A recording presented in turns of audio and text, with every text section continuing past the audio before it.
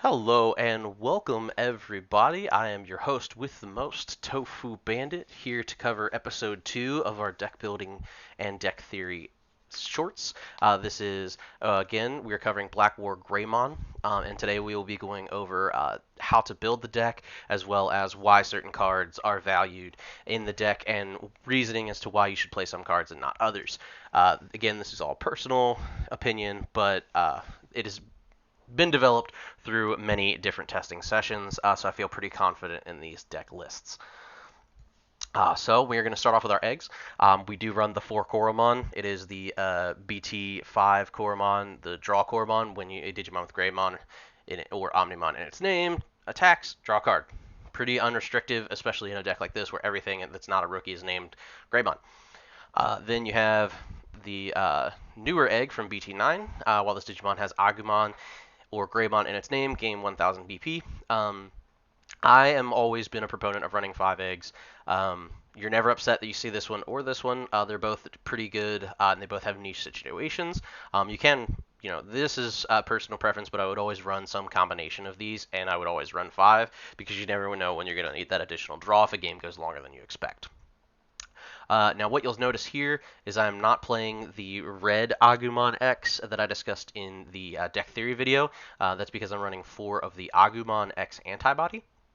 Now, what you'll notice is many players, don't like running this one because it does have a black Digivolve only for its cost here, unless you're Digivolving over a named Agumon, thus not allowing you to Digivolve this guy in Raising. You can Digivolve all 10 of your other rookies, but this guy you can't. And that's another reason why a lot of people run the Red X antibody Digimon as opposed to this one. But what I have found through testing is you never want to Digivolve this guy in Raising ever. If you are, you only ever want him for his on-player when Digivolving.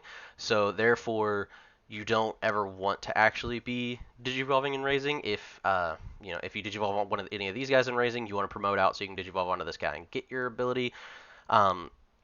Because having the ability to reveal 3 and add a Digimon with Greymon or an X antibody option, thus allowing you to search the top 3 and get one of the pieces that you need based on what your hand is.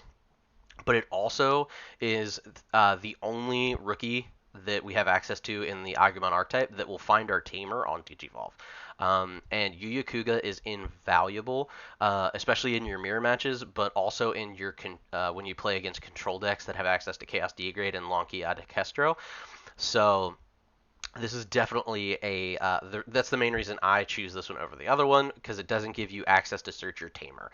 Sure, there will be instances where you'll have to pick either a piece or the X antibody option, but I found those situations to be few and far between, whereas bot decking a Tamer is way more likely to happen.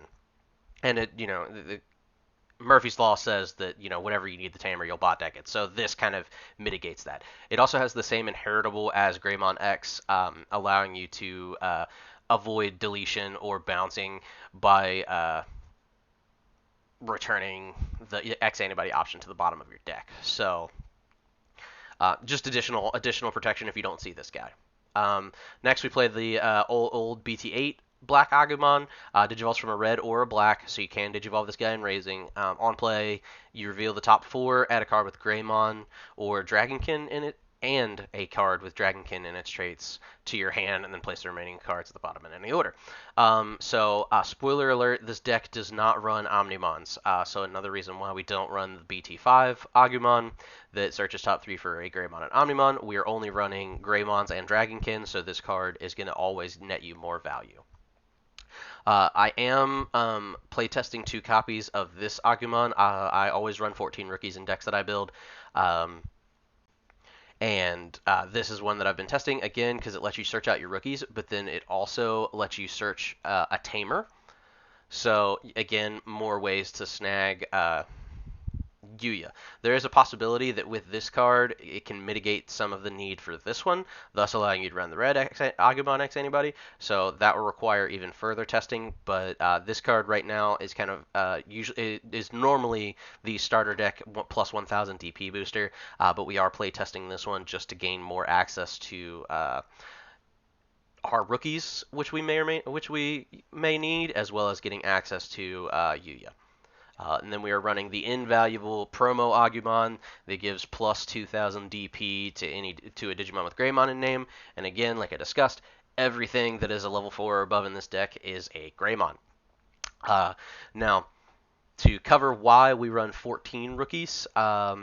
So for anyone who is unfamiliar with deck building, there's any deck that goes into a stack, meaning you want to go from level 2 all the way up to your level 6 or 7. There is a general pyramid style of building that you can follow that will maximize your consistency to seeing your whole stack. And that is 12 to 14 rookies, um, 10 8 to 10 champions, 6 to 8 ultimates, and then 4 to 6 megas, and then 1 to 2 level 7s. So it definitely pyramids up. That way you gain, you have more access to your low end, thus you're able to see it, and it's also going to allow you to play through bricks a lot more because you'll see your low end and your low cost stuff before you see your big stuff, and hopefully your hand doesn't fill up with megas and level 7s as much because you have fewer of them and are more likely to see your rookies.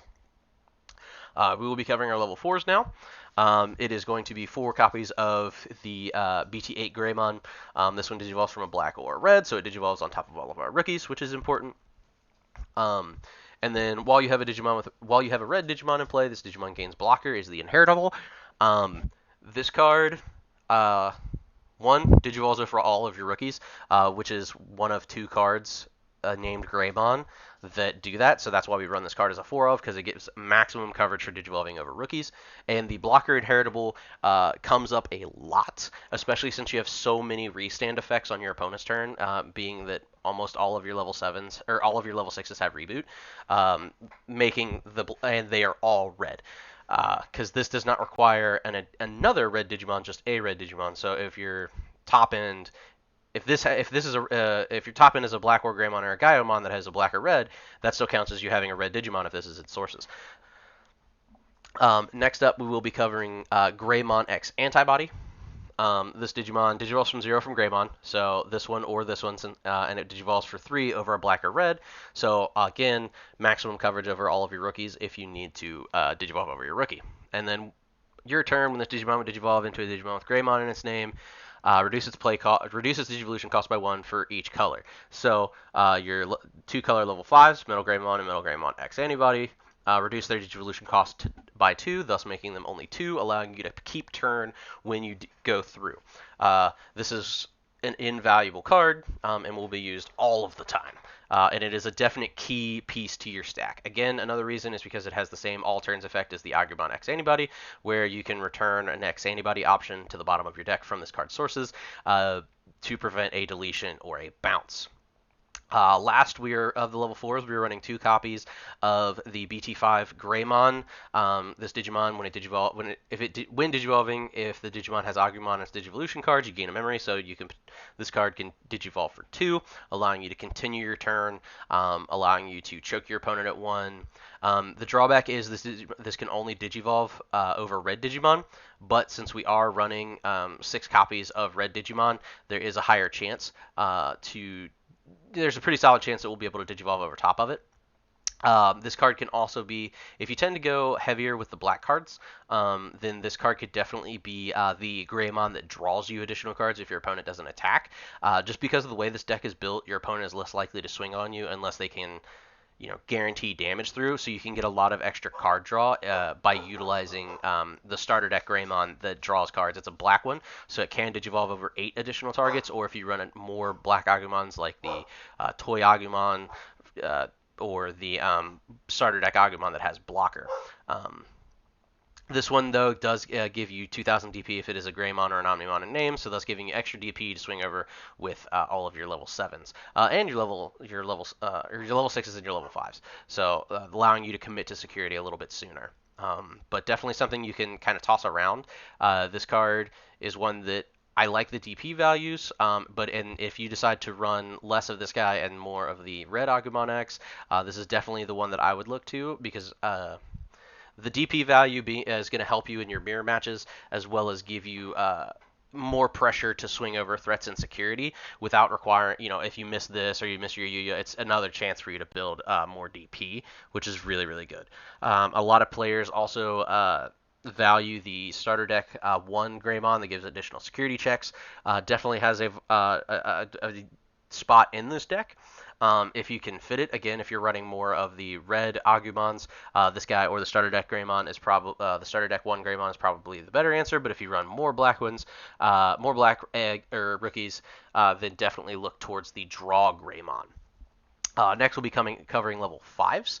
We'll be starting with BT8 Metal Greymon. When Digivolving, de-Digivolve one of your opponent's Digimon, and then delete one of your opponent's Digimon with 3,000 DP or less. It does Digivolve for 4, which used to be a huge detriment to the deck, being most of the time that you would, if you wanted to get the when Digivolving effect, you'd have to promote out of raising, Digivolve into this guy, more than likely passing turn, and then just allowing him to die because he's just a level 5 that is easily handled. But now, with the advent of Greymon X Antibody, this guy digivolves for 2, making it much more likely that you won't pass turn when you digivolve into him, allowing you to go into your level 6s and give a much more sticky or hard to deal with stack. And then, it does have the de-digivolve and delete, so it can control big bodies. Like if you're staring a Jesmon down the face, you can de-digivolve the Jesmon GX and the Jesmon X Antibody, thus taking away, 3,000 DP, 3 to 4,000 DP from their stack, allowing you to swing over it a lot easier, lets you kill off rookies, which is more board control, and then it's inheritable. While this Digimon has Dragonkin or Machine in its traits, it can attack unsuspended Digimon, thus allowing any of your level 6s to swing over any of your opponent's any of your opponent's unsuspended Digimon. Next up, we have Metal Greymon Alteris mode. We covered this in the optional cards in the last video. Digivolves from 0 from Metal Greymon, so Digivolves from 0 from this guy. Digivolves for 3 over any other Digimon, thus making this Digimon and this Digimon, you're able to Digivolve over these guys for 3 if you need to. And then when digivolving, if you have a tamer in play, which with you're running 6 tamers, so odds are you'll have at least one out, you can delete one of your opponent's Digimon with 5,000 DP or less. So this, in tandem with this, you can potentially delete 2 bodies or de-digivolve a bigger body, like a level 5 into a level 4, then digivolve into this guy for free and delete the Digimon. That is insane. It also is treated as a Metal Greymon while it's on the board. So when you go into Metal Greymon X, it does get the cost reduction Digivolve. And then it also has the inheritable of the old BT9 Greymon X, which allows you to trash 2 same level sources from a Digimon stack to prevent a deletion or bounce, thus giving you additional protection if you have this guy and this guy in a stack with an X Antibody. That's 2 levels of protection, potentially more if you have 2 rookies, because you can trash your 2 rookies and then trash these guys, and then trash an X Antibody. So it's potentially 3 levels of protection to protect your stack, which can be backbreaking for some decks to try and kill a stack, because most of the time their removal options are going to pass their turn, so they're not going to be able to play multiple in a turn. So then they're going to have to invest Digimon effects, which is going to have to force them to play your tempo, not theirs, because they're going to have to force out Digimon effects to handle your bodies.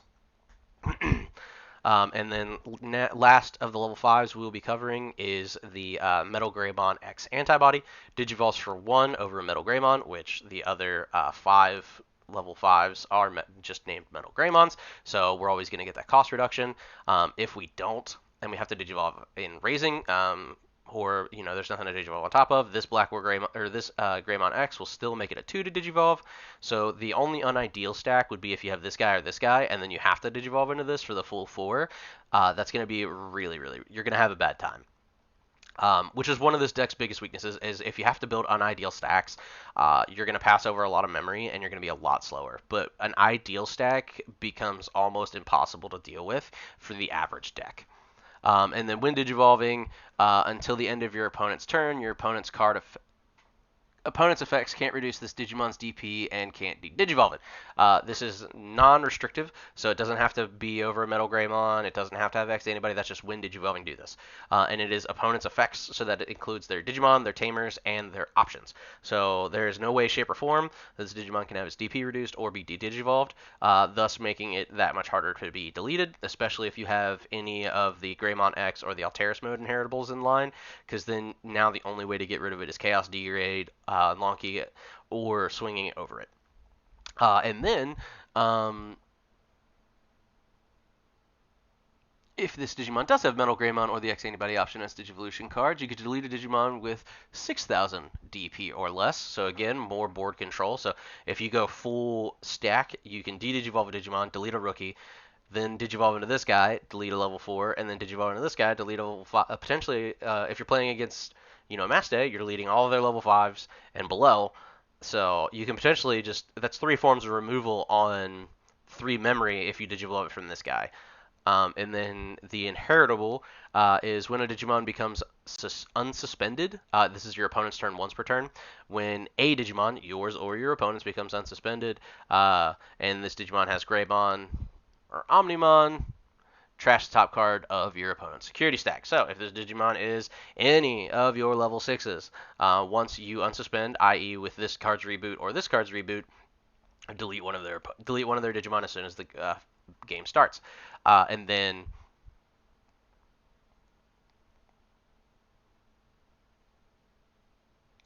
you trash their security stack. So it is mandatory. So it does have to happen.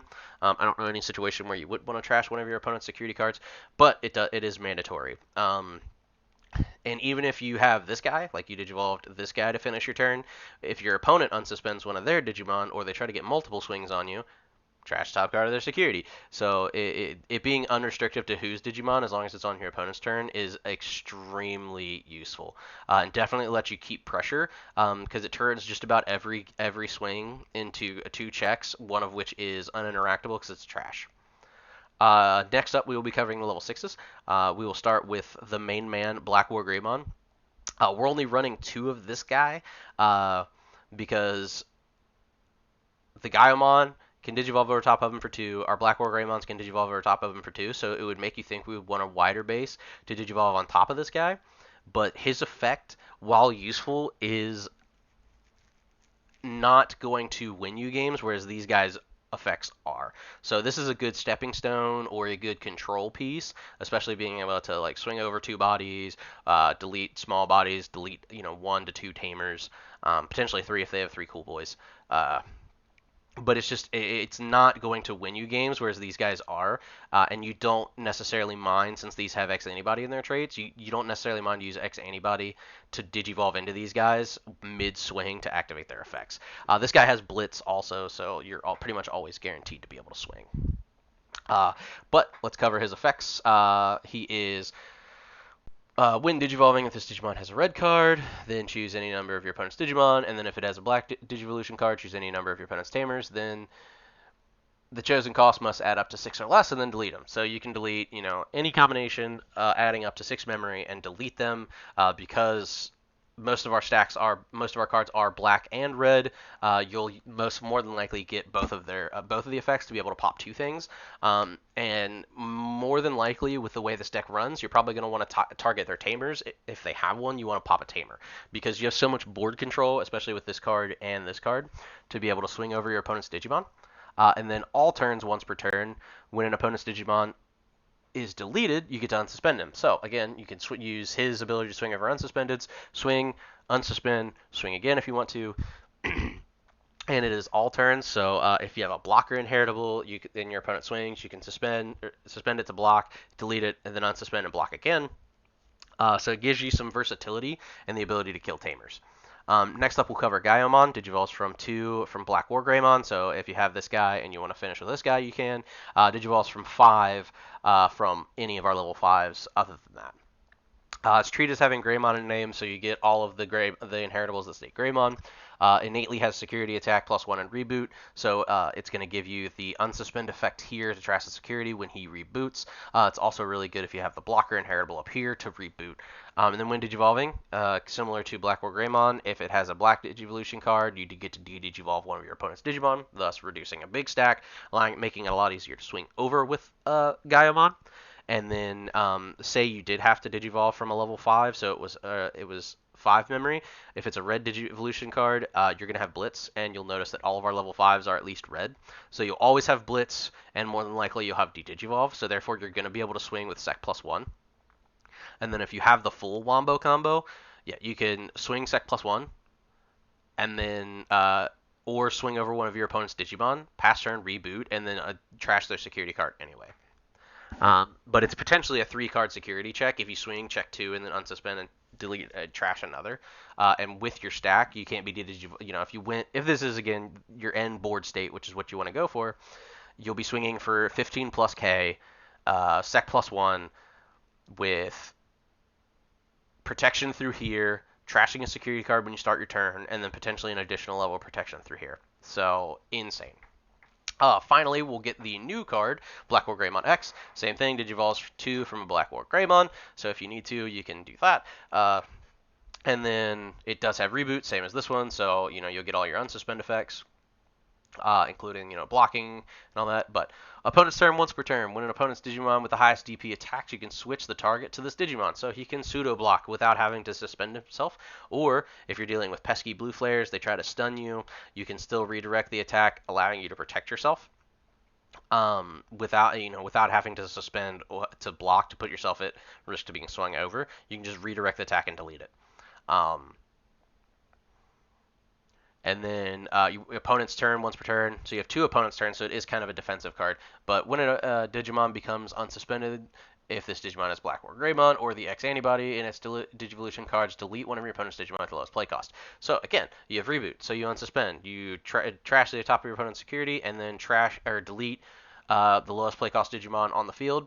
And it is opponent's turn once per turn when a Digimon. So you're again similar to this one, yours or your opponent's. More than likely, since you have reboot, it's going to be yours. But something to keep in mind that's the difference between this one heritable and this effect is it's a you may. So if you wanted to, say your opponent doesn't have something on the board yet, and so it doesn't miss timing. Like if you reboot on your turn and there's nothing on the field, you don't like, oh, there's nothing to delete, I can't do it. If they commit something and they try to swing over to unsuspend, you'll still get your effect activations, which is really really good. Now we'll be covering options and tamers. You'll notice it's just 3, 3, 3, 3, 3. And that is because these cards, you just want to make sure you see them and try to get them in security if possible. Hades Force, we discussed in the last video. When you would use this card, if you have an X antibody and Digivolution cards, reduce it by 2. So it's a 5-cost option. Most of your hatchery is red. Your tamer is black, so just through that you'll be able to hit the black-red requirement, but also most of your cards, as you can see, are black and red. So hitting the black and red requirement is not going to be difficult. You choose any number of your opponent's Digimon and Tamers whose total play cost adds up to the cost of one of your Digimon with Greymon in its name, and you'll notice that all of our big Digimon that we want to use this in conjunction with are 12 and 13, allowing for massive board wipes. And then one of your Digimon with Greymon in its name can attack your opponent. So these guys you can play this for 5. Say you have this guy, right? And your opponent, or this guy. Your opponent only has a couple things on board, or they have some smaller stuff. Jespon, for example. Jespon's a good one. They have a bunch of small stuff. You use Hades Force to blow up all their stuff. You swing with this guy, or this guy, either or. Via the Hades Force effect. You use X Anybody's effect to digivolve into this guy. So you check some security, then he restands. They only have the Jespon on board, it deletes it. Or if they try to block it, you're swinging a 13k now, not an 8k. So this card in conjunction with X Antibody allows for some insane plays and allows you to just cap off your board state and basically be undisputed champion of the board once this card resolves. X Antibody, for those of you that don't know, when you have a Digimon in play, you can use this without meeting its color requirement, so it does not require a white tamer at all. Security, you gain 1 memory and add it to its owner's hand. That security effect can steal games away from Grandis if they go to 0 and then swing and don't have memory shenanigans or a memory boost to put themselves at 1. You can basically end their turn prematurely and not allow them to get all their checks in via the restand. So definitely a good that security effect is really good, and it just guarantees that it always is in your hand if it gets checked in security, so which is really important for the inheritables that we like to use it for. And then main, place this card into one of your Digimon with X Antibody in its Digivolution cards. So if it doesn't have X antibody already, and the brackets mean this option, you can shove it underneath. So you can only have one in the stack at any given time, but that's okay.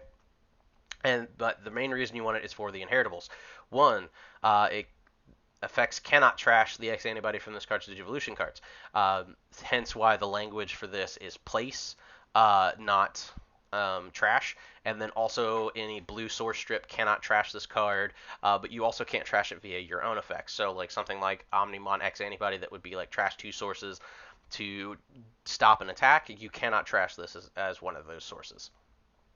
And then when attacking, this Digimon can Digivolve into a Digimon with X antibody in its traits in your hand for its Digivolution cost. So you can slide evolution a regular Digimon into an X antibody, or you can go one step up into an X antibody. So this card allows you to if you're at level 5, it allows you to go into your level 6 here or here. The only one you wouldn't be able to Digivolve into is this guy. And then finally, we'll clean up with the Tamers, Yu Kuga, insanely valuable memory setter, which is very important. And then when your Digimon digivolves into a Digimon with Greymon in its name, suspend the Tamer to give it 2,000 DP until the end of your opponent's turn. So again, making this a 15k on your turn and your opponent's turn, or 14k and such. And then if you go into a Digimon with the same name, or same level, sorry, it becomes unaffected by your opponent's option cards until the end of your opponent's turn. So you can swing into security freely, swinging 15 to 17k into your opponent's security, and the security options are not going to touch you. And then your opponent has to use a monster effect or swing over you because of you're completely unaffected by options. And then they can't use monster effects to delete you or bounce you. They have to like suspend you and swing over you. Or a monster that doesn't exist yet, or the Bogremon, I guess, to be able to tuck you underneath. And then finally we have Broke Boy. He is insanely broken. Reveal the top 3 cards of your deck. Add a Digimon with X antibody in its traits, i.e. half the deck, and then an option card with X antibody, this guy, to your hand. So you can do both, which is insane, and then place the rest at the bottom. And then when one of your Digimon digivolves into a same level Digimon with X antibody in its traits, you can suspend it to gain a memory and draw a card. So thus allowing you to keep turn when you suspend and go into, this guy into this guy, or this guy into this guy, or this guy into this guy. That makes digivolving your Blackwargreymon into Gaiomon or Blackwargreymon X a 1 cost instead of a 2 cost. And this stacks. Same with this one, you can stack the multiple DP boosts, but this stacks, thus making it insane when you have multiple on the field. Which is why a lot of people have this card in their sites for a ban list. So this is the general skeleton of the deck. Again, 5 eggs because you never know when you're going to need the 5th one. I prefer 14 rookies over 12, mainly because I don't like to brick and not see a rookie game one. And then especially since I'm running this one that can't digivolve in raising, I want to make sure that I hopefully see one of these 10 prior. Level 10 level 4s, again, to maximize consistency. This guy can be changed out for any one of the Greymons, but these guys are pretty much 100% necessary because they allow you to digivolve over any rookie. The color-specific ones can kind of be interchanged based on what you decide your rookie base to look like. Your level 5s, I prefer the 3-3-2 split, but some people prefer 4 of this and 4 of this to maximize the consistency. But I think valuing additional protection is very, very important. And then the 3-2-1 split here, this could go, you could increase this, decrease this, increase, you can kind of mix and match whatever fits your playstyle. But as far as handling the meta, I feel like this gives you the most variety to handle most situations. And in a meta that is going to be pretty variant aside from playing, you're going to play a lot of this deck, but there's also, a lot of viable decks running around. So having more variety to handle more situations, I think, is important. And then these guys, these are all key cards that you want to see at least one of, but don't even care if you see multiple of in a game. So therefore, we run these guys at 3. And that is all I have for you for episode 2. We'll be covering episode 3, which will involve navigating some matchups that might be problematic, as well as some opening combos and deck progression. So I am Tofu Bandit signing off. I will see you, ladies and gentlemen, next time.